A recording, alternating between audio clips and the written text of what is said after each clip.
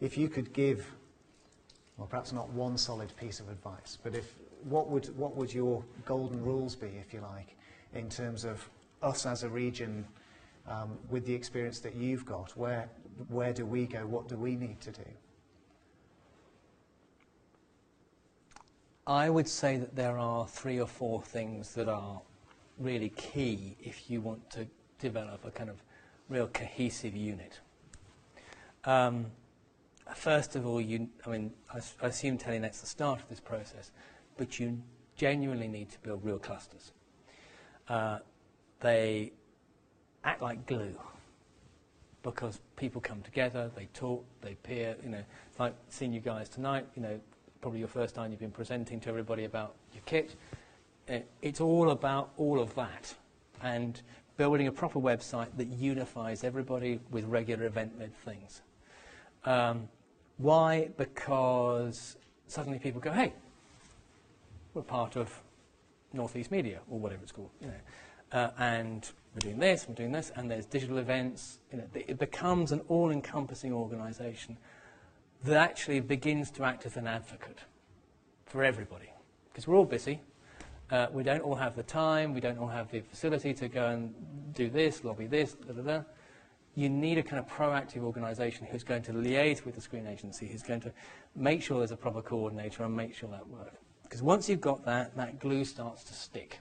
It's really important that there's a collective will. The only way we got the whole thing working in the Southwest across the parties, because there were various different organisations in Plymouth, there were various different organisations in Bristol. No one was, it was a complete mess. And the only way of doing it is bring it together with one collective will to make a change. You've got to be able to do that together. If you don't do that, you'll always have this sort of piecemeal, salami slice culture. If you're looking at it from government's point of view, and you're sitting here in the DCMS, they have a whole creative industries definition. That includes a wide range of companies right the way across digital media, right the way across television, film, the whole graphics, the whole thing.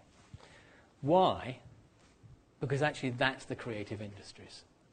And if you're looking at it from an RDA's point of view, there will be people in the RDA who will have specific responsibilities to deliver the creative industries targets that it will have within its region.